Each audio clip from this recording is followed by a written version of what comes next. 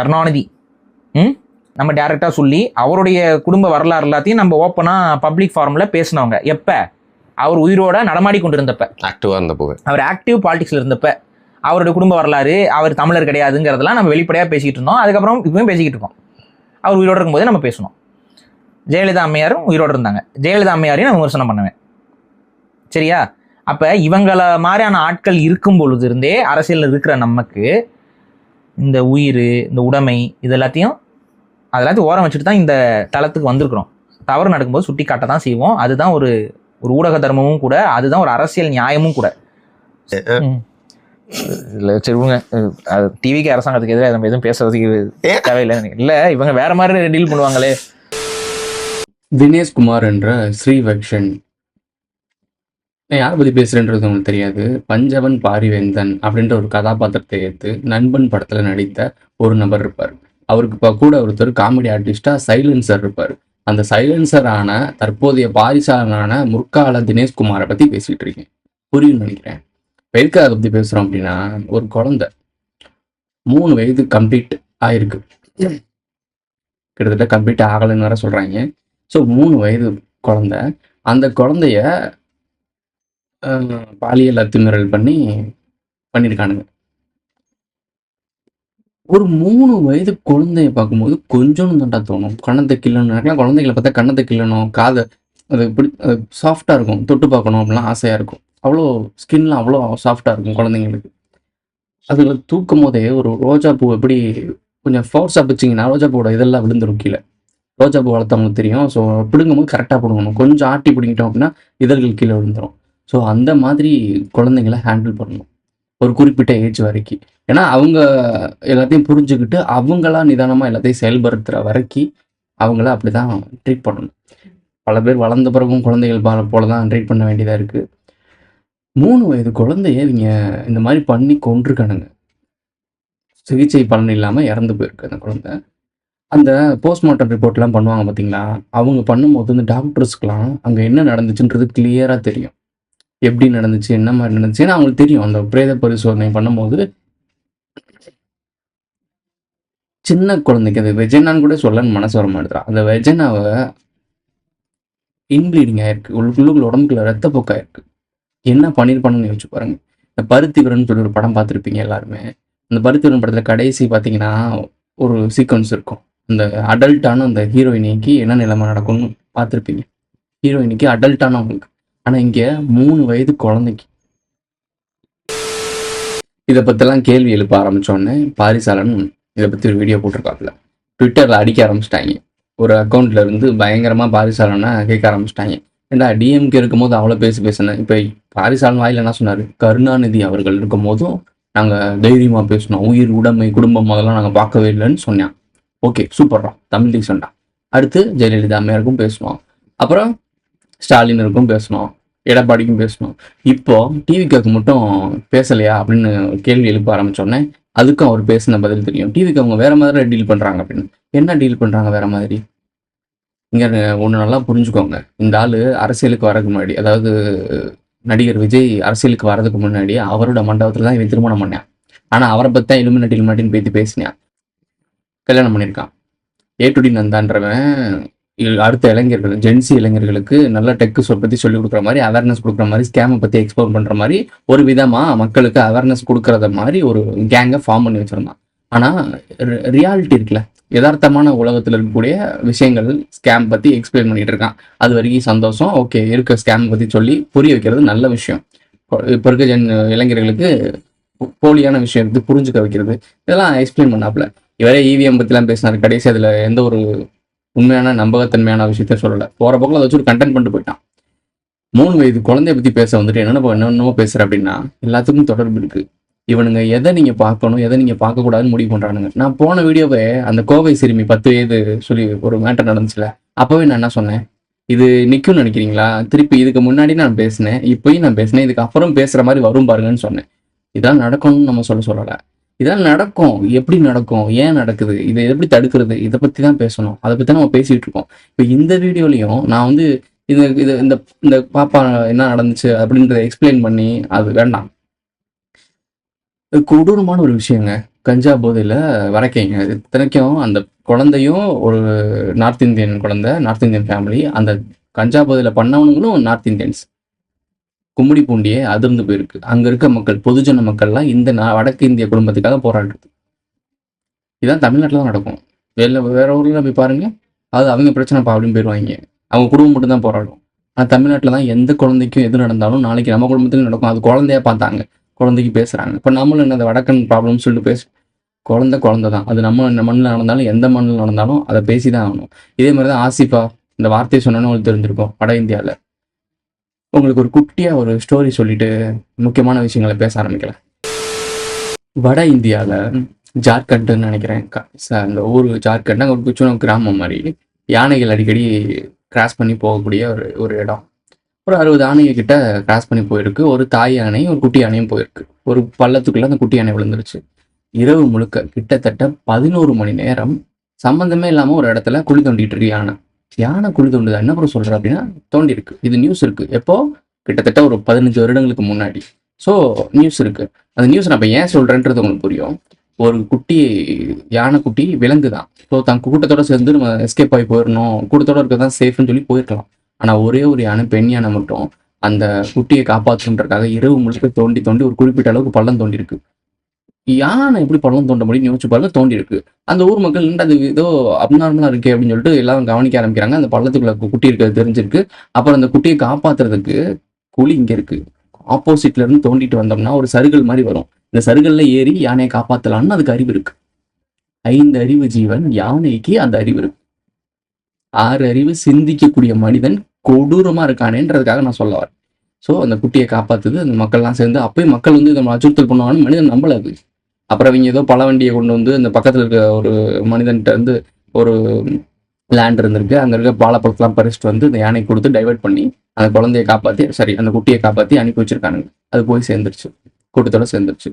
So இந்த news நான் ஏன் சொல்கிறேன் அப்படின்னா, இதே ஜார்க்கண்ட் வட மாநிலத்தில் ஒரு யானைக்கு இருக்க அறிவு அதே வட மாநிலத்தில் வாழ்கிற மனிதனுக்கு இல்லை. ப்ரோ இப்போ மனிதர்கள் சரியில்லை, அப்புறம் எஜுகேஷன் சரியில்லை, அப்புறம் அப்படின்னா ஏங்க இந்த சிஸ்டமே சரியில்லைன்னு சொல்லிட்டு இருக்காங்க. இந்த சிஸ்டம், இந்த டெமோக்ரஸி, இதை பற்றி நான் சொல்லலை. ஒட்டுமொத்த மனித குணத்துமே தப்பான பாதையில் போயிட்டு இருக்கு. இது நீங்கள் என்னைக்கு புரிஞ்சுக்க போறீங்க? இதை நீங்கள் என்னைக்கு எதை மாற்ற முடியும்னு நினைக்கிறீங்க? இந்த பாலியல் பலாத்காரம் பண்ணுறது, போதைப் பொருள் கடுமையாக ஆரம்பி. ஒருத்தலாம் நேற்று ஒரு வீடியோ ரீல்ஸ் பார்க்குறேன். போதை உலகத்துலேருந்து அழிச்சிட்டு என்னடா பண்ணுவேன், நாங்கள் அந்த போதையை போடுவோம் இந்த போதையை போடுவோம்னு ஒருத்தர் சொல்லிட்டே இருக்கான். அப்புறம் கடைசி சொல்கிறாங்க இல்லடா ஒரு இடத்துல போதை இல்லடா அப்படின்னா நான் செத்து போயிருவேன்றான். போதை இல்லாமல் நான் எப்படி வாழ்றதுன்றான். எப்படியும் ஒரு 19, 20 வயசா இருக்கும் அந்த பையனுக்கு. இந்த மனநிலையில தான் இவங்க இருக்கானுங்க. உங்களுக்கு புரியுதா? இந்த ஒட்டுமொத்த பிரச்சனையும் நீங்க சரி பண்ணவே முடியாது. சரி பண்ண முடியாத பிரச்சனை தான் இங்க இருக்கு. எந்த நாட்டுக்கு இடையிலும் ஒற்றுமை உருவாக்க முடியாது.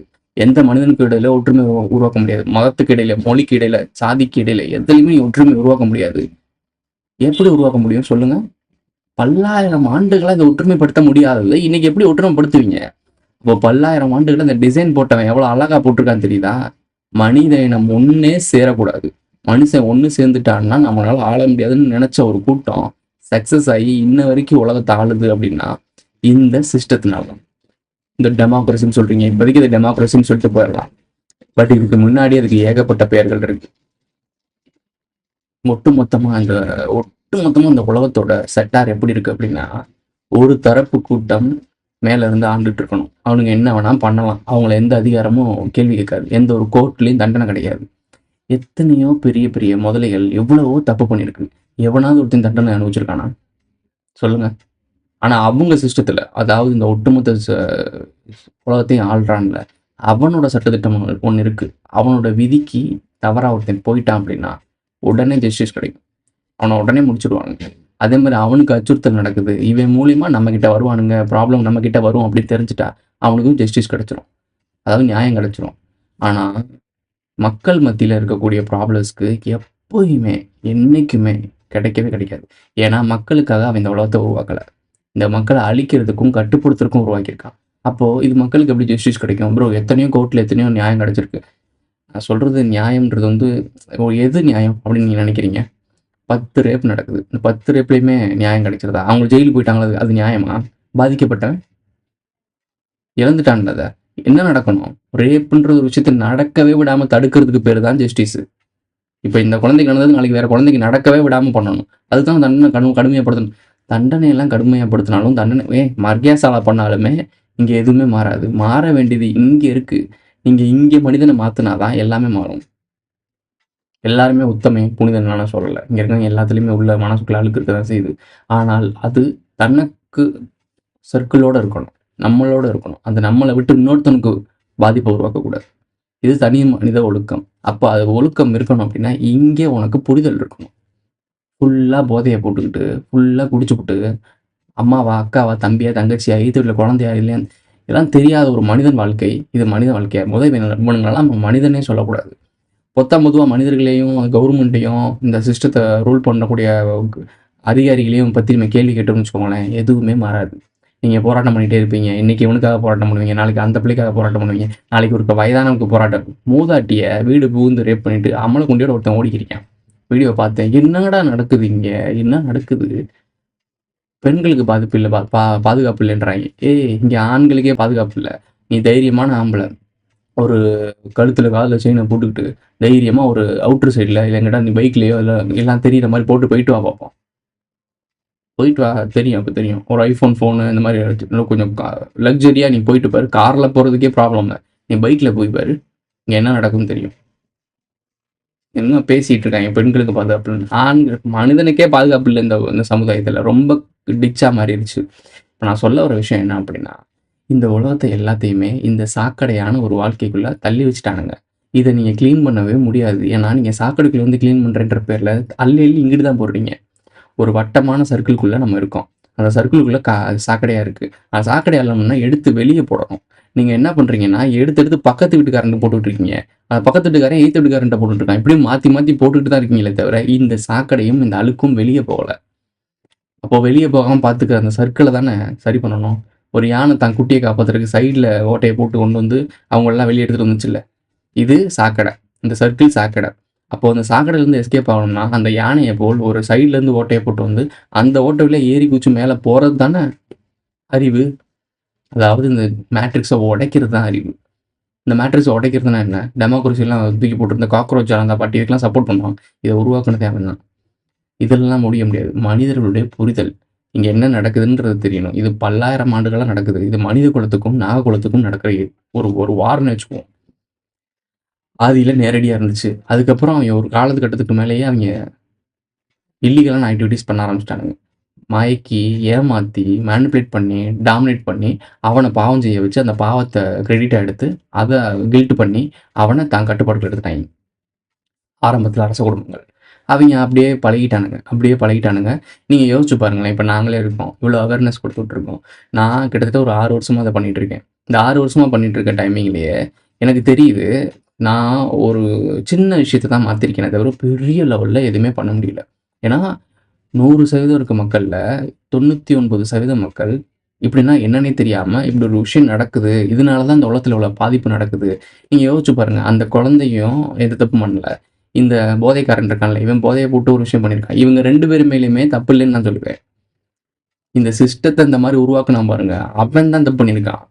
நீ என்ன 3 வயசு குழந்தை ஒருத்தன் பண்ணியிருக்கான். அவனுக்கு அந்த புத்தியை கொடுத்ததே அவன், படிப்பறிவு கொடுக்காம வச்சதே அவன், அவனுக்கு அந்த போதைப் பொருள் ஆக்சஸ் பண்ணுறது கொடுத்ததே அவன் எப்படி இந்த அளவுக்கு முட்டாளாக வளர்ந்துருக்கான். அவனுக்கு இந்த வாழ்வாதாரமும் இந்த சொசைட்டியும் எப்படி இதை கற்றுக் கொடுத்துருக்கு. அவனுக்கு நான் அப்பா தான் இல்லையா? அப்போ அப்பா தான் இல்லாததுக்கான காரணம் என்ன? ஸோ இந்த மாதிரி காரணங்களை தேடி போனீங்கன்னா அந்த நபரும் இப்படி ஆனதுக்கான காரணம் அவனுக்கே தெரியாது. ஆனால் இது எல்லாத்துக்கும் விடை கிடைக்காம நீங்கள் எல்லாருமே இந்த பிரச்சனையை பற்றி பேசி என்ன ஆயிரும்? இன்றைக்கி இந்த குழந்தை பற்றி பேசுவீங்க, நாளைக்கு இன்னொரு குழந்தை பற்றி பேசுவீங்க. இது நடந்துகிட்டே தான் இருக்கும். அப்போ இதை நிறுத்துறதுக்கு என்ன பண்ணணும்? புரிதல் வேணும். நம்மளை ஆள்றதுலாம் இந்த கவர்மெண்ட்டோ இந்த சொசைட்டியோ இந்த நடிகனோ கிடையாது. இவனுங்களுக்கு மேலேருந்து யார் கட்டளை கொடுக்குறது? அவனுங்க யார்? கார்பரேட் இலுமினாட்டியா? இந்த பாரிசாலன் சொல்கிற மாதிரி கிடையாது. நான் திரும்பவும் சொல்கிறேன், நம்ம நாகர்களை பற்றியும் பரிணாம கோட்பாடை பற்றி ஒரு வீடியோ போட்டிருந்தோம். ஒரு எனக்கு தெரிஞ்ச சமீபம் இருப்பாக இருக்கிறேன், டேட் கரெக்டாக பார்த்தா தெரியும். 13 நாளுக்கு முன்னாடி போட்டிருக்கோம். இப்போ அதுக்கு பதில் சொல்கிற மாதிரி பாரிசாலனை பற்றி உங்களுக்கு நல்லாவே தெரியும். ஒரு வீடியோ பேசுகிறான்னா 30 நிமிஷம் 40 நிமிஷம் பேசுவான். நம்மளுடைய கண்டென்ட்டை எங்கேயாவது பாதியில் இல்லை மிடில் இல்லை லாஸ்ட் எண்டிங்கில் சொல்லிட்டு போவான். டார்வின் தியரி, மனித பரிணாமம், இதை பற்றி பேசியிருந்தோம். மனிதர்களுக்கு இடையில் ஒரு குறிப்பிட்ட இடத்துல இருக்கக்கூடிய ஒரு மிஸ்ஸிங் பாயிண்ட் இருக்குன்னு நம்ம சொன்னோம். இதை நான் இன்றைக்கி சொல்லலை, எப்போ இருந்தும் இணையதள பொருளில் சொல்கிறாரு. இப்போ நான் பேசிக்கிட்டு இருக்கேன். அந்த வீடியோ 13 நாளுக்கு முன்னாடி போட்டது. இன்னைக்கு அவன் போட்டிருக்க வீடியோ 2 வீடியோ பேசியிருக்கான். ஒன்று பாரிசாலனும் வருணும் பேசின வீடியோ, அதில் பரிணாம கோட்பாடை பற்றி வள்ளல் மீடியாவில் வரல, வருணில் வந்திருக்கு. ஸோ இன்னொன்று நினைக்கிறேன், இன்னொரு வீடியோ வந்து எங்கே வந்திருக்கு அப்படின்னா வள்ளல் மீடியாவில் இன்னொருத்தர் பையனை விஜயை போட்டு பேசியிருக்காங்க. அதில் இந்த குழந்தைய பற்றி பேசின வீடியோ போட்டுருக்காங்க. 2 பேரும் ஒரே செட்டை தான் போட்டிருக்காங்க, ஒரே டைம் தான் ரெக்கார்ட் பண்ணியிருக்காங்க. சரி, அதெல்லாம் பிரச்சனை இல்லை. நான் இதை பேசிட்டு சமூகத்தில் 1000 பிரச்சனை இருக்குது, மாற்றி பேசிக்கிட்டே தான் இருக்க வேண்டியிருக்கும். இந்த டார்வின் தியரியை பற்றி நம்ம அது ஃபேக்கு, நீங்கள் ஏமாற்ற வேலை பார்க்குறாங்க. இந்த மிஸ்ஸிங் லிங்க் தான் மெயின் மேட்ரு. அந்த மிஸ்ஸிங் லிங்கை பிடிச்சின்னா எல்லாமே தெரிஞ்சிடும்னு சொன்னோம். அந்த மிஸ்ஸிங் லிங்கை அது எப்படி மேனிபுலேட் பண்ணி மக்கள் கேள்வி எழுப்பக்கூடாது, சிந்திச்சிடக்கூடாது, அந்த சிந்திக்க விடாமல் இருக்கிறதுக்காக இந்த பாரிசாலன் போன்ற ஆட்கள்லாம் எவ்வளோ அழகாக மேனிபுலேட் பண்ணி திரும்ப இந்த மேட்ரிக்ஸ் விட்டு வெளியே போடாமல் பார்த்துக்கிற வேலையை பார்ப்பாங்க. அந்த வீடியோ பார்த்தீங்கன்னா உங்களுக்கே தெரியும். நீங்கள் இந்த சிஸ்டத்தை எந்த குறையும் சொல்ல மாட்டீங்க, இந்த சிஸ்டத்தில் உங்களுக்கு சந்தேகமே வராது, இந்த மேட்ரிக்ஸை பற்றி சந்தேகமே வராது. டார்வின் தேரியை எதிர்த்தாலும் டார்வின் தேரி எப்படி இந்த ஒரு சிஸ்டத்துக்குள்ளே இருந்துச்சோ அதே ஒரு சிஸ்டத்துக்குள்ளே வேற ஒரு தேரியை தான் நீங்கள் நம்புவீங்க. ஆனால் நாம சொல்கிறத கேட்டிங்கன்னா இந்த சிஸ்டத்தையே எதிர்ப்பீங்க, இந்த சிஸ்டத்துலேயே அது தப்பு இருக்குடான்னு தெரிஞ்சுப்பீங்க. ஏன்னா நம்ம தொடர்ந்து ஃபாலோ பண்ணுறவங்களுக்கு நிறைய பேர் பார்த்துட்டு தான் இருக்கீங்க. கமெண்ட் ஆரம்பத்தில் என்னடா இந்தியோ பேசுகிறாங்கன்னு நினைப்பாங்க. தொடர்ந்து பார்க்க அவங்களுக்கு ஒரு புரிதட்டும், என்னமோ இருக்குடான்னு ஒரு ஒரு ஸ்பார்க் வரும். அந்த ஸ்பார்க் உங்களை தேட ஆரம்பிக்கும். அந்த தேடல் தான் இப்போ இத்தனை பேர்.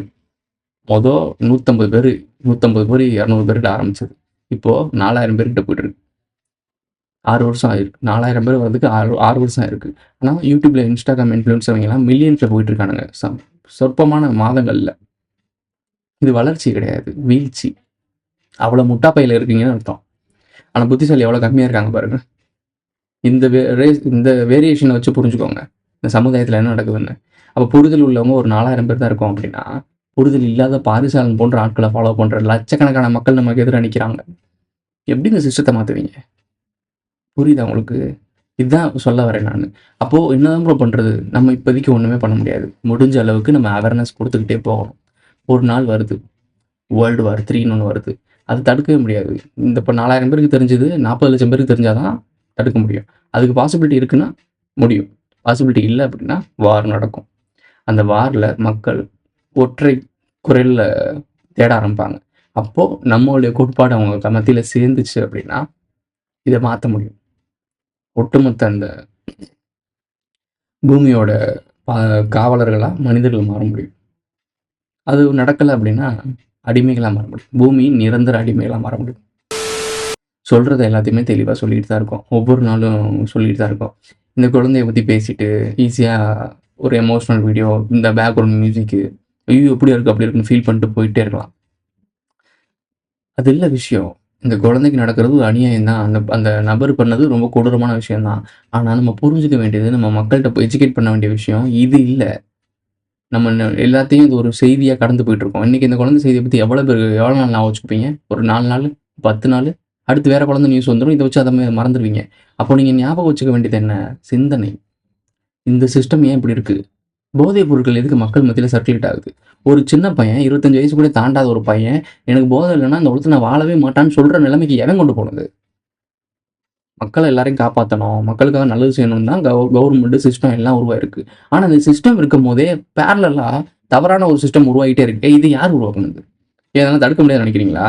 இந்த ஸ்மக்லிங் பண்ணுறது, இந்த போதைப் பொருள் தடுக்கிறது, இதெல்லாம் தடுக்க முடியாதுன்னு நினச்சிட்டு இருக்கீங்களா? எங்கேயோ ஒருத்தன் ஏதோ ஒரு விஷயம் பண்ணாலே எங்கேயோ இருந்து கண்டுபிடிச்சிட்டு வராங்க. இவங்க டிரான்ஸ்போர்ட் பண்ணுறது எப்படி இன்வெஸ்பிளாக மாதிரி டிரான்ஸ்போர்ட் பண்ணுறாங்களா? இதே வெஹிக்கிள்ஸில் தான் போகுது, இதே டிரான்ஸ்போர்ட் சிஸ்டத்தில் மூலமாக போயிட்டுருக்கு, போய் மக்கள் மத்தியில் கன்சியூம் ஆகிட்டு இருக்கு, எல்லாரும் விற்க ஆரம்பிக்கிறாங்க, சம்பாதிக்கிறாங்க. ஸோ இந்த போதைப் பொருட்கள் கலாச்சாரம் எல்லா இடத்துலையும் ஈஸியாக போகிறனால தான் அவங்க கைக்கு இருக்குது. அப்படிலாம் நம்ம தடுத்துட்டோம் அப்படின்னா, தடுத்துட்டிங்கன்னா இத்தனை பேர் போதையில் எப்படி இருக்காங்க? எவனை கேட்டாலும் கஞ்சா போதுன்றீங்க, நியூஸில் ரோட்டில் சண்டை போடுறாங்க, அவனை விட்டுறேன் வீட்டுக்குள்ள பஞ்சாயத்து, இப்போ எங்கே கேட்டாலும் போதையில் தான் பிரச்சனைன்றாங்க. போதையே இல்லாத தமிழ்நாடுன்றீங்க, எப்படா இந்த போதை வருது? எங்கேருந்து வருது? இவங்கெல்லாம் வேற்றுக்கிறதுலேருந்து வாங்கிட்டு வராங்களா? அப்போது இந்த சிஸ்டம் ஒரு ஃபெயிலியரில் இருக்க ஒரு பெரிய ஹோல் இருக்குல்ல, அந்த ஹோலை நீங்கள் கண்டுக்காமே இருக்கீங்க. அப்புறம் எப்படிங்க மாற்ற முடியும்? நான் சொன்ன போது தான், ஒரு வட்டத்துக்குள்ள போட்டுக்கிட்டு அந்த வட்டத்துக்குள்ள சாக்கடைக்குள்ள உட்காந்துட்டு நான் க்ளீன் பண்ணுறேன்னு சொல்லிட்டு அள்ளி பின்னாடியே போட்டுருக்கீங்க. பின்னாடி போகிற சாக்கடை திருப்பி முன்னாடி தான் வருது, திருப்பி நீ ரிப்பீட்டில் லூப் மூடில் இருக்கேன்றதை என்னைக்கு தெரிஞ்சுக்க போகிறீங்க? சைடில் கிராக் பண்ணி ஓட்டையை போட்டு ஏறி போனால் தான் தப்பிக்க முடியும். இவங்களை வேற யாரும் காப்பாற்ற முடியாது. இந்த இடத்துல இருந்து இவங்களே தான் தப்பிச்சு போகணும். ஏறி வந்து நாங்கள் சொல்கிறோம். கேட்டால் கேளுங்க, கேட்காட்டினா போங்க. புரிஞ்சு தேடி வரீங்க அப்படின்னா நம்மலாம் ஒன்று சேர்ந்தோம்னா இதை மாற்ற முடியும். மனிதர்கள் புரிதலோடு இருக்கணும். ஏங்க எல்லாத்துக்குமே இந்த காம உணர்ச்சின்னு இருக்க தான் செய்யும். எல்லாத்துக்குமே இந்த ஒரு ஆசை, பாசம் எல்லாமே இருக்க தான் செய்யும். அது எந்த லிமிட்டில் இருக்குன்றது இருக்குல்ல. இப்போ இந்த போதைப் பொருட்களோ இல்லை நம்மளை நிதானத்தை தவற வைக்கிற எந்த ஒரு பொருளும் ஆபத்து தான். அதீத லெவலில் கோவப்பட்டாலும் நிதானம் தவறிடும். அதீத லெவலில் ஆசைப்பட்டாலும் நிதானம் தவறிடும். அதீத லெவலில் பயப்பட்டாலும் நிதானம் தவறிடும். அப்போது எதையுமே லிமிட்டு மீறி போக விடாமல் பார்த்துக்கிற நிதானம் வேணும்னா சரியான சிந்தனை வேணும்.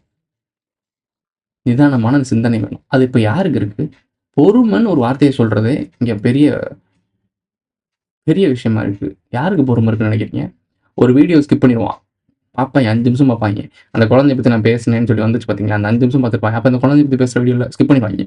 இப்போது எனக்கு என்ன, நான் உனக்கு தான் பேசிகிட்டு இருக்கேன், உனக்கு அது புரியலன்ட்டா அது அவ்வளோதான் பொறுமை. ஒரு ரீல்ஸ் பார்க்கறக்கூடிய இந்த ரீல்ஸ் முடியறதுக்குள்ளே இன்னொரு ரீல்ஸ் மாற்றலாம். இப்போ இதெல்லாம் டிசைன் பண்ணது யாரு? லாங் வீடியோக்கு அடுத்து ஷார்ட்ஸ் வீடியோக்கு போகணும். அதாவது லாங் வீடியோ பார்க்குறதுல நல்ல குவாலிட்டியான வீடியோஸ் எதுவுமே இல்லை. எல்லாமே உங்களை என்டர்டைன் பண்ணுறது, உங்கள் டயத்தை சாப்பிட்றதுக்கு தான் யூடியூப்பில் வீடியோ இருக்குது. ஷார்ட்ஸ் வீடியோவில் கருமம் குப்பை தான் எல்லாம். நல்ல கிரியேட்டர்ஸ்னு ஒரு குரூப் இருக்குது, அவங்கள விட்டுருங்க. ஸோ உங்களை ஏமாத்துறதுக்கும், உங்களை மேன்பேட் பண்ணுறதுக்கும், உங்கள் டயத்தை சாப்பிட்றதுக்கு, உங்கள் மூளையை சாப்பிட்றதுக்கு தான் இங்கே அதிகமான கிரியேட்டர்ஸ் இருக்காங்க. அவங்களுக்கு கிரியேட்டர்னே சொல்ல முடியாது. ஒரு ஜாம்பி கூட்டத்தை உருவாக்குற ஒரு ஃபேக்ட்ரிஸ் இருக்குது. இது மூலிமா இன்கம்ஸ் வருங்க, நிறையா இன்கம் வரும். மக்களை அதிக வியூஸ் பார்க்க வைக்கிறது, மக்களை அதிகமாக மேனிபுலேட் பண்ணுறது. உங்கள்கிட்ட இந்த கவர்மெண்ட்டுக்கு சப்போர்ட் பண்ணி, இந்த அரசாங்கத்துக்கு சப்போர்ட் பண்ணி, இந்த விஜய்க்கு சப்போர்ட் பண்ணி, இல்லை டிஎம்கேக்கு சப்போர்ட் பண்ணி பேசிட்டு போனால் அழகாக சம்பாரிச்சிட்டு போகலாம். உண்மை, இதான் உண்மை, இது ரியாலிட்டி தான். அப்படி தான் அவங்க அது அப்படி போகிறவங்கலாம் புத்திசாலியாம், பிழைக்க தெரிஞ்சவங்களாம். எங்கே பிழைப்ப, எங்கே பிழைச்சிருவ? எல்லாருமே சாக போகிற இடத்துல இருக்கோம். சாக போகிற இடத்துல இருந்துக்கிட்டு உனக்கு மட்டும் ஒருத்தன் ஸ்பெஷலாக ஒரு பாஸ் கொடுக்குறான் அப்படின்னா அந்த பாஸ் எத்தனை நாளைக்கு செல்லுபடி ஆகும்னு நினைக்கிற? திருப்பி இந்த சவக்கடுக்கில் தான் நீ வரணும். இங்கே தான் நீ செத்து ஒழியணும். இங்கே கூட தான் நீங்கள் இருக்கணும். எங்கே போயிடுவ? எங்கேயுமே போக முடியாது. அவனுக்குன்னு ஒரு லேயர் வச்சுருக்கான். அவன் போட்டிருக்க பிரமிட்டில் ஒரு லேயர் வரைக்கும் தான் நீ மேலேயே போக முடியும். அதுக்கு மேலே நீ அவனுக்கு எடுபடி தான். அதுக்கு மேலே நீ வரன்னு நினச்சாலே முடிச்சிருவான் அவன். அவனுக்குன்னு ஒரு எலைட்டு ஒரு லைன் இருக்குது, இன்டர்லைன் பர்மிட்டுன்னு இருக்குல்ல, அந்த மாதிரி பர்மிட் அவன் போட்டு வச்சுருக்கான். யோசிச்சு பாருங்க, அவன் டாப் லெவலுக்கு போகிறதுக்கு நம்ம ஆளுகள்லேருந்து கீழே இருந்து கூட ஆள் போக முடியும் அப்படின்னா எத்தனையோ பில்லியனர் இருக்கானுங்க, எத்தனையோ மில்லியனர்கள் இருக்கானுங்க. இவனுங்களாம் மேலே போகணும்னு நினச்சிருந்தாங்கன்னா போயிருந்தானுங்க அப்படின்னா இந்த சிஸ்டத்தை அவங்க பக்கம் மாற்றிருப்பானுங்க. இன்ன வரைக்கும் இந்த ஒரே லைனில் ஓடி இருக்காது. ஒரு லிமிட் தான் இருக்குது. இந்த பூமியில் மனிதர்கள் போகிறதுக்கு ஒரு லிமிட் தான் இருக்குது. நான் கலப்பினங்கள் போகிறதுக்கே ஒரு லிமிட்டுன்னு சொல்லிட்டு இருக்கேன். அதுக்கு மேலே நீங்கள் தெரிஞ்சுக்கிட்டாலும், அதுக்கு மேலே நீங்கள் போக முயற்சித்தாலும், அந்த பவரை நீங்கள் டேக் ஓவர் பண்ண நினச்சாலும் நீங்கள் இங்கே இருக்க மாட்டீங்க. அந்த விஷயத்தை மட்டும் அவன் தெளிவாக பார்த்துக்கிறான். அதனால தான் அந்த மேலே இருக்க சிஸ்டத்தோட கோட்பாடு தான் பல்லாயிரம் வருடங்கள் ஓடிட்டு இருக்கு. ஏன்னா எவனா ஒருத்தங்க உள்ளே போயிட்டான்னா அந்த சிஸ்டத்தில் மாற்றம் வந்திருக்கும். ஏன் வரல? பல்லாயிரம் ஆண்டுகளாக மனிதனை கண்ட்ரோல் பண்ணுறது, டாமினேட் பண்ணுறது, இவங்களை ஏமாத்துறது, இவங்களை ஏமாற்றி சுரண்டி திங்கிறது, இது மட்டுமே போயிட்டுருக்கே பல்லாயிரம் ஆண்டுகளாக. எப்படி இந்த சிஸ்டம் மாறாமல் இருக்குது?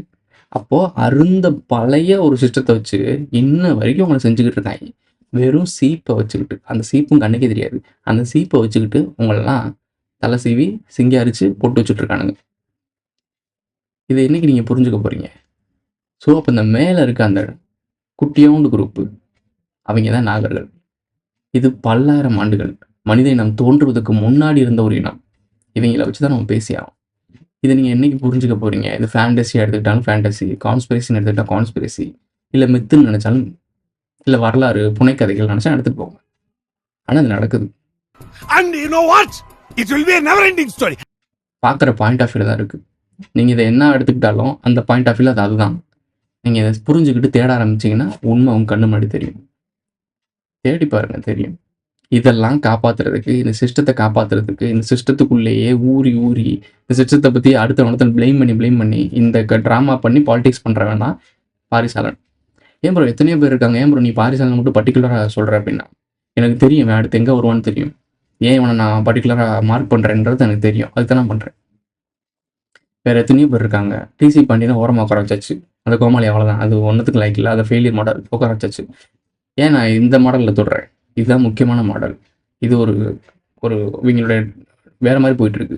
ஏடிடி நந்தான்றது வேற ஒரு பரிணாமம், பாரிசாலன்றது வேற பரிமாணம். இது ரெண்டும் ஒன்று மெர்ஜ் ஆகுதுன்னா இது ஒரு மிகப்பெரிய ஒரு விஷயத்தை கிரியேட் பண்ணும். மிகப்பெரிய விஷயத்தை கிரியேட் பண்ணால் என்னன்னு தெரியுமா? ஒய்டான ஆடியன்ஸ். பாரிசாலன்னா யாருன்னே தெரியாத ஆட்களுக்கும் பாரிசாலனை தெரிய வைக்கும். A to D Nanda soldiers குரூப்புக்கு பாரிசாலனை கொண்டு போய் சேர்க்கும். அப்போ இவன் ஒரு உருவமாக வருவான். இவன் ஒரு அதிகாரத்துக்கு ஒரு ஆளுமைக்கு வருவான். ஆரம்பத்திலே இவனை உட்கார வச்சுட்டான் எப்படி வருவான்?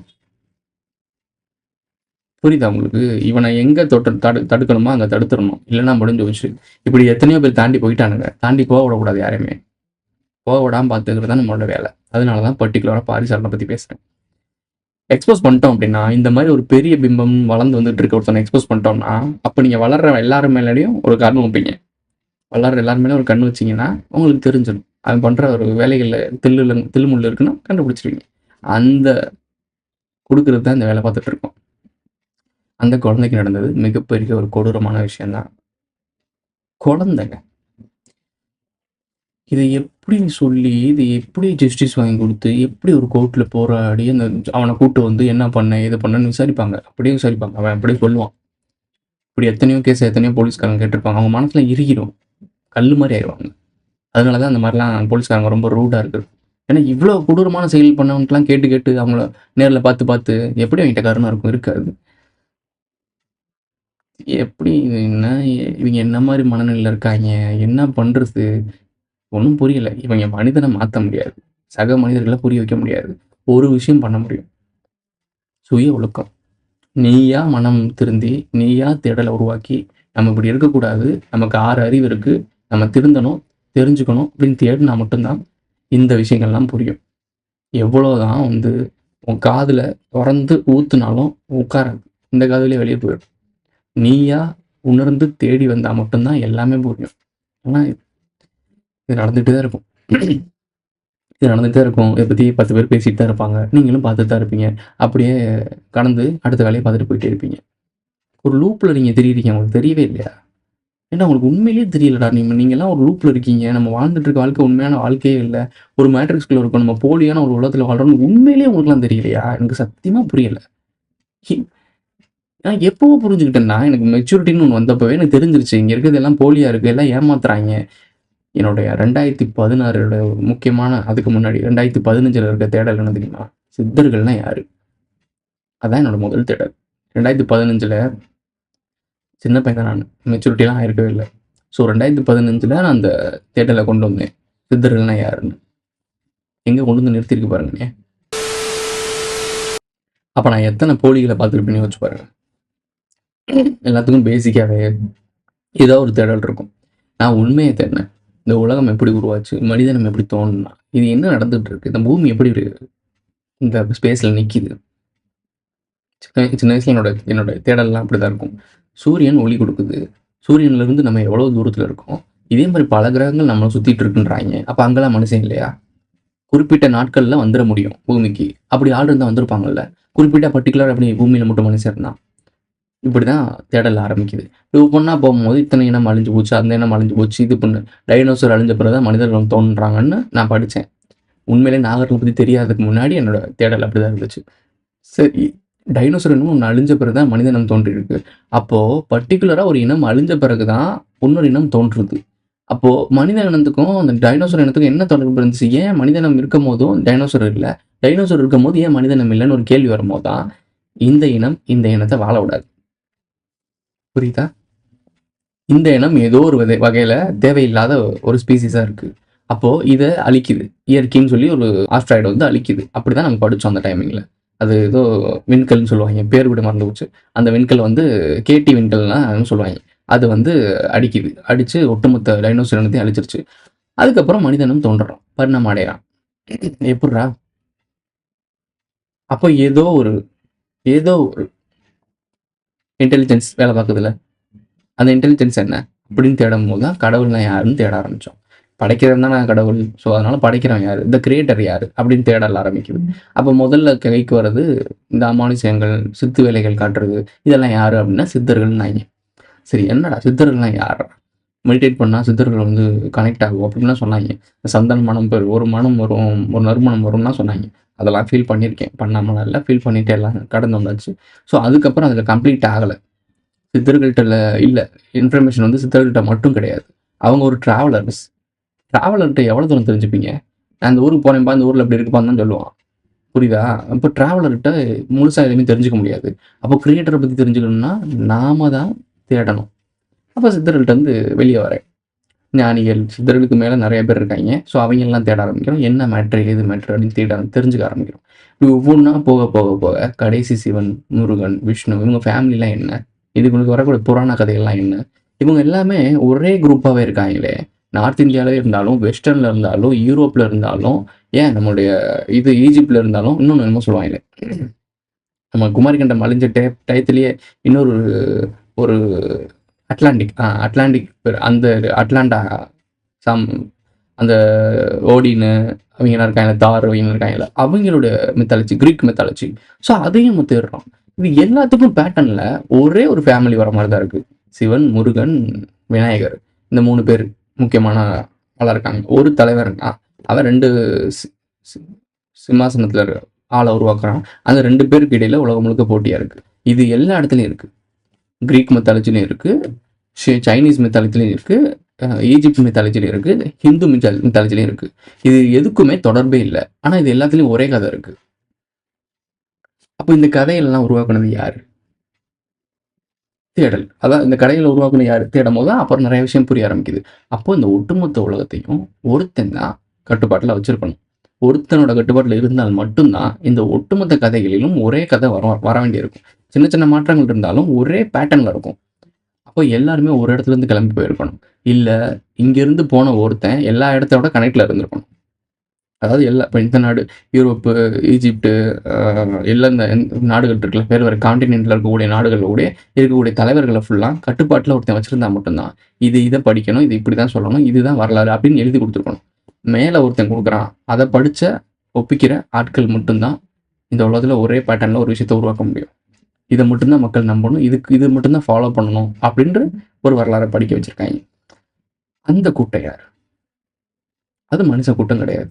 இது எனக்கு நாகர்களை பற்றி தெரிஞ்சுக்கிறதுக்கு முன்னாடியே இருந்த டவுட்டு. இந்த ஒட்டுமொத்த உலகத்தையும் ஆள்றதுக்கு, இந்த வேலை பார்க்கறதுக்கு மனிதனால பண்ண முடியாது. மனிதனை மீறி ஏதோ ஒரு சக்தி இருக்கு. அதுதான் இந்த பூமியை இந்த லட்சணத்தில் பண்ணிட்டு இருக்குன்னு எனக்கு ஒரு டவுட் இருந்துகிட்டே இருந்துச்சு. அதை கிளியர் பண்ணி விட்டது தான் இணையதள போராளிகள். நான் அப்போவே கேட்டேன், ஏங்க இது எனக்கு முன்னாடி இருந்துச்சுங்க அந்த டவுட்டு. ஏன் அது முன்னாடி இருந்துச்சு அப்படின்னா, எனக்கு மட்டும் நம்ம 6வது அறிவு 7வது அறிவு கொடுத்துட்டாங்களா? எல்லாருக்குமே அது இருந்திருக்கும். நமக்குள்ள இருக்க ஜெனட்டிக் மெமரி. நான் இன்னைக்கே பிறந்தேன், நான் கதிர்ன்ற ஒரு கேரக்டர்னா 2025 26 தான் வாழ்ந்துட்டு இருக்கு. என்னோட டிஎன்ஏ பல லட்சம் ஆண்டுகள் டிராவல் பண்ணி வந்திருக்கு. அப்போ அதுக்கு ஒரு மெமரி இருக்கும்ல, எங்கே விழுந்தோம், எங்கே எழுந்துச்சோன்னா, அது எங்கேயோ நான் மெடிடேட் பண்ணுறேன், அது பண்ணுறேன்னு பண்ணும்போது எங்கேயோ ஆக்டிவேட் ஆகிருக்கு. அந்த கேள்வி தான் என் மண்டைக்குள்ள உட்காந்து இந்த பூமியை ஏதோ ஒரு மனிதன் அல்லாத ஒரு இனம் பண்ணிகிட்டு இருக்குன்னு தோணுச்சு. அந்த தேடலோட விடை தான் நாகர்கள்.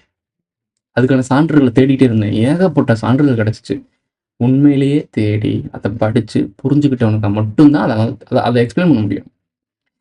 உங்கள்கிட்ட திரும்பவும் சொல்கிறேன், மெடிடேஷன், புரிதல், ஞானம், இது யாருமே யாருக்கும் எக்ஸ்பிளைன் பண்ணி சொல்லிக் கொடுக்க முடியவே முடியாது. அதுக்கான பாதைகளையும் வழிமுறைகளையும் சொல்லலாமே தவிர தன்னுடைய அனுபவத்தை ஷேர் பண்ணவே முடியாது. இதுதான் பியூட்டி. புரியுது? நான் சொல்றது புரியும்னு நினைக்கிறேன்.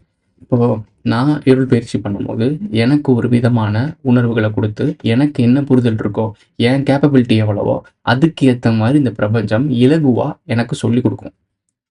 இதே மாதிரி வேறு லாங்குவேஜ் சேர்ந்தவன், வேறு இனத்தை சேர்ந்தவன், வேறு நாட்டை சேர்ந்தவன், அவனுக்கும் இதே மாதிரி இருளுக்குள்ள போகும்போது கனெக்ஷன் கிடைக்கும். ஆனால் அவனுக்கு ஏற்ற மாதிரி, அவன் புரிதலுக்கு ஏற்ற மாதிரி, அவன் உலகத்துக்கு ஏற்ற மாதிரி அந்த புரிதல் இருக்கும். அப்போ யாருமே ஒரே விஷயத்த சொல்ல முடியாது. அவன் கடைசியா சொல்ல விஷயம் என்னமா இருக்குன்னா, இருள், டார்க். இப்போ ரீசெண்டா சொல்றாங்க, டார்க் எனர்ஜி ஒன்று இருக்கு அப்படின்னு கண்டுபிடிச்சிருக்காங்க. அக்செப்ட் பண்ணிட்டாங்க. ஆமா இருக்கு, பிரபஞ்சம் விரிவடைஞ்சிட்டே இருக்கு. இதுக்கு காரணம் என்னன்னா டார்க் எனர்ஜி. என்னங்கடா இல்லைன்னு புரியல, என்ன சொல்ல வரீங்க? அப்போ ஏற்கனவே இருக்க விஷயம்தான். எந்த லெவலுக்கு நீ தெரிஞ்சுக்கிறியோ அந்த அளவுக்கு அவன் ஓப்பனாக வரானா? இன்னமும் நீங்கள் எல்லாருமே நிறைய விஷயம் தெரிஞ்சுக்க ஆரம்பிச்சிட்டிங்கன்னா அந்த விஷயத்த புதுசாக கண்டுபிடிச்ச மாதிரி வந்து அவங்க ஒத்துக்குவானுங்க. ஏன்னா அவனுங்க ஒத்துக்காத விஷயத்த நீங்கள் தெரிஞ்சுக்கிட்டீங்க அப்படின்னா அவனுங்க கோமாளி ஆவானுங்க. இந்த பிரபஞ்சத்துலையும் இந்த உலகத்துலையும் இருக்கக்கூடிய ரகசியத்தை மக்கள் மெஜாரிட்டியாக தெரிஞ்சுக்கிட்டாங்க. ஆமாண்டா உண்மையிலேயே இப்படி விஷயம் இருக்குடான்னு தெரிஞ்சுக்கிட்டாங்க அப்படின்னா, இந்த சயின்ஸும் இந்த சிஸ்டமும் அதை சொல்லலை அப்படின்னா எல்லாரோட பார்வையும் எங்கே திரும்பும்? இந்த சயின்ஸ் மேலேயும் இந்த சிஸ்டத்து மேலேயும் திரும்பும். ஏன்டா எங்களுக்கே தெரிஞ்சிருச்சு, இன்னும் நீங்கள் ஏன்டா சொல்லாமல் இருக்கீங்கன்னு கேள்வி கேட்பீங்க. அப்போது அவங்க மேலே கேள்வி எழுந்துருச்சு அப்படின்னா, இது நாள் வரைக்கும் அவன் சொல்லிக் கொடுத்தது, இவ்வளோ நாள் வரைக்கும் கட்டுப்படுத்தி வச்சிருந்தது எல்லாமே போலியாக மாறிடும். அப்போ உடஞ்சிரும் அது. அப்போது அவனே ஒத்துக்கணும். ஆமாங்க, இப்படி ஒரு விஷயம் இருக்குங்க, இப்போ தான் நாங்கள் கண்டுபிடிச்சோம் அப்படின்னு வருவாங்க. புரியுதா? இப்படி தான் காலங்காலமாக நீங்கள் எந்த அளவுக்கு புரிதலில் வரீங்களோ அந்த அளவுக்கு தான் அவன் வருவான். நீங்கள் பலாயிரம் வருடங்களா எந்திக்கவே இல்லை, சிந்திக்கவே இல்லை, அவனுக்கு ஈஸியாக போச்சு, அவன் அப்டேட் ஆகவே இல்லை. கடைசி வரைக்கும் இந்த கோமாளியில் வச்சு அவங்களை ஆண்டுகிட்டு இருக்காங்க.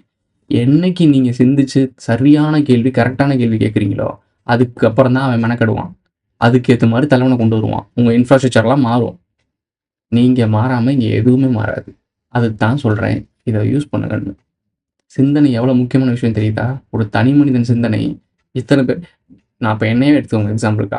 நான் ஒரு தனி மனிதன் சிந்தனை என்னோட தேடலில் 4000 பேர்கிட்ட கொண்டு போய் சேர்க்க முடியுது அப்படின்னா, இந்த 4000 பேர் 40,000 பேர்கிட்ட போக முடியாதுன்னு நினைக்கிறீங்களா? எல்லாரும் யூடியூப் சேனல் தான் வைக்கணும்னு அவசியம் இல்லை. பக்கத்துக்காரங்கிட்ட பேசுங்க, வேலை பார்க்குற இடத்துல பேசுங்க, ஃப்ரெண்ட்ஸ்கிட்ட பேசுங்க. எல்லார்ட்டையெல்லாம் பேசிட முடியாது. ஒரு சில டாபிக்ஸ் வரும், அந்த டாபிக்ஸ் அப்போ பேசுங்க, லைட்டாக பேசுங்க. அப்போது இன்ட்ரெஸ்டிங் எடுக்கிறாங்கன்னா யார் இன்ட்ரெஸ்ட் எடுத்து பேசுகிறாங்களோ அவங்ககிட்ட எக்ஸ்பிளைன் பண்ணுங்கள். இப்படி தான் போக முடியும். ரொம்ப மெதுவாக தான் போகும். ஆனால் போய் அதுக்குள்ளேயே ஊரை சுற்றிட்டு வந்தோம். பாரிசாலன் மாதிரி வைரல் ஆகிடும், ஏட்டுடி நந்தா மாதிரி வைரல் ஆகும், ஜேகே தமிழ் மாதிரி அத்தனை ஆடியன்ஸ் பார்ப்பாங்க. ஆனால் என்ன பிரயோஜனம்? நீங்கள் முட்டாளாக இருப்பீங்க. ஆனால் உண்மை ரொம்ப மெதுவாக போகும். நத்தை போகும் பார்த்தீங்களா, மெதுவாக ஊறி அந்த மாதிரி தான் போகும். ஆனால் ஒரு நாள் போயிடும். போகிறதுக்குள்ளேயும் பாதி பேர் இருக்க மாட்டீங்க. அப்படி கொலாட்ரல் டேமேஜ் ஆகிடாதீங்க. அதுக்கான வாழ்க்கை நம்ம வாழ்க்கை கிடையாதுன்றது தெரிஞ்சுக்கிறதுக்காக தான் இவ்வளோ பேசிகிட்டு இருக்கேன். ஒரு குழந்தைய வச்சு பேச வேண்டிய விஷயம் இது கிடையாது. ஆனால் இந்த ஒரு குழந்தை விஷயத்தில் நம்ம என்ன பண்ணாலும் முடிவு கிடைக்கல, இதுக்கு தீர்வு கிடைக்கல, ஸ்ட்ரிக்ட் பண்ணணும், அந்த இன்டர்னல் பர்மிட் கொண்டு வரணும். பர்மிட் கொண்டு வந்தால் மட்டும் இவங்க திருந்திடுவாங்களா? ஒரு பர்மிட் யோசிச்சு பாருங்களேன். ஒரு பர்மிட் கொடுத்துட்டாங்கப்பா, இன்டர்னல் பர்மிட். யார் என்ன தப்பு பண்ணாலும் கண்டுபிடிக்க முடியுது. தப்பை கண்டுபிடிக்க முடியும். இவன் தான் பண்ணா, இவன் தான் மாட்டினா அப்படின்னு சொல்லி தப்பை கண்டுபிடிச்சு ஜெயிலில் போட முடியும். எந்த அப்பாவைகளும் பாதிக்கப்படாமல் தப்பு பண்ணாங்கன்னா ஈஸியாக பிடிச்சி உள்ளே போட்டுருவீங்க. இதை பார்த்து பயந்து எவனோ ஒருத்தன் திருந்தலாம். ஆனால் ஒட்டுமொத்தமாக தப்பை திருத்த முடியாது. குழந்தைகளை பண்ணால் போக்சோ சட்டம் போடும் தெரியுமா தெரியாதா எல்லாருக்கும்? எத்தனை நியூஸ் ஒவ்வொரு நாளைக்கு வந்துகிட்டே இருக்கு, எல்லா ஃபோன்லேயும் வந்துகிட்டே இருந்திருக்கு. போக்சோன்னு இருக்குன்னு தெரியாதா அவங்களுக்கு? சட்டத்திட்டம் ஸ்ட்ராங்காக இருந்து ஏதாச்சும் மாறுச்சா? காரணம் என்ன? மனிதன் வளர்க்கப்பட்டதே மிருகமாத்தான். சிந்திக்கக்கூடிய மனிதன் நீங்கள் இல்லை. நீங்கள் சிந்திச்சிங்கன்னா கேள்வி கேட்பீங்க, கேள்வி கேட்டிங்கன்னா அவனுங்கிட்ட பதில் இல்லை. அதாவது உங்களை ஆளக்கூடிய கோமாளி சோக்கர்கிட்ட பதில் இல்லை. ஒரு மைக்கை நீட்டிட்டு போய் பேசினா ஒரு முதலமைச்சர் பேச மாட்டாப்புல. கேட்கக்கூடிய ஒரு ப்ரெஸ் மீட்டில் இருக்கக்கூடிய ஆட்கள் கேட்குற கேள்விக்கே பதில் சொல்ல முடியலன்னா கோடானக்கூடிய மக்கள் சொல்கிற கேள்வியை யாரும் பதில் சொல்லுவோம். புரியுதா இல்லை எனக்கு தெரியல நான் பேசுகிறது உங்களுக்கு. சிம்பிளாக கடைசியாக ஒரு குட்டியாக ஒரு விஷயத்த சொல்கிறேன். இது உங்களுக்கு ஈஸியாக புரியும்னு நினைக்கிறேன். நீங்கள் சிந்திக்கிறீங்கன்னா என்ன நடக்கும்? தெளிவான கேள்வி வரும். தெளிவான கேள்வி யார்கிட்ட கேட்பீங்க? உங்களுக்கான அந்த ப்ரியாரிட்டி இருக்கவங்க, கவுன்சிலர்ட்டையோ, எம்எல்ஏட்டையோ, எம்பிட்டையோ, பிரைம் மினிஸ்டர், முதலமைச்சர்ட்டையோ, பிரைம் மினிஸ்டரையோ. இப்படி போகும், படிப்படியாக போகும். உங்கள் லெவலுக்கு ஏற்ற மாதிரி அந்த கேள்வி கேட்கும் போது அந்த கேள்வி கேட்கும் நபர் உங்களை இக்னோரே பண்ண முடியாத ஒரு இடத்துல நீங்கள் இருந்தீங்க அப்படின்னா அதுக்கு பதில் சொல்லியே தான் ஆகணும். அப்படி பதில் சொல்கிறதுக்கு அவங்கள்ட்ட பதில் இருக்கா? பதில் இல்லாதவங்க அப்போ தலைவராக இருக்க முடியாதுல்ல. அப்போது நீ இருக்கிற தலைவராக இருக்குன்னு கேள்வி கேட்பீங்க. அப்போது அந்த இடத்துல அவனுடைய அந்த வேலை கேள்விக்குரிய மாறுது. அதுக்கப்புறம் இப்படி மேலே மேலே போனீங்கன்னா இவனுங்க எல்லார்ட்டையும் உங்களுக்கான பதில் இல்லை. அப்படி பதில் இல்லாத தலைவர்களை தான் உங்கள் தலைவர் நம்பி உங்களை காப்பாற்றுவாங்கன்னு நம்பி நீங்கள் வாழ்ந்துட்டு இருக்கீங்க. அப்போ இந்த சிஸ்டம் தப்புன்றது உங்களுக்கு தெரியுதா? அதை தெரிஞ்சுக்க விடாமல் பார்த்துக்கிறது உங்களுடைய மூளையை மழுக்கிறது, உங்களை முட்டாளையாக வச்சுருக்குது. அதுக்கு தான் கவர்மெண்ட்டே போதைப் பொருள் விற்கிது. ஐ மீன் ஆல்கஹால். லிக்கர் விற்கிறது யாரு? அரசாங்க மதுபானம் தான் எடுத்துக்கிட்டு இருக்கு. அதில் 10 ரூபா எக்ஸ்ட்ரா வாங்குறாங்க சொல்லி போராடிட்டு இருக்காங்க. ஏண்டா சரி விடுங்க. ரொம்ப மைன்யூட்டான மைண்டு கேமை புரிஞ்சுக்கல அப்படின்னா நீங்கள் வாழவே முடியாது. விழித்துக் கொள்பவர் எல்லாம் பிழைத்துக் கொள்வார். இல்லை சரி விடுங்க. டிவிக்கு அரசாங்கத்துக்கு எதிராக நம்ம எதுவும் பேசுறதுக்கு தேவையில்லை. இல்லை இவங்க வேற மாதிரி டீல் பண்ணுவாங்களே. Who is this guy?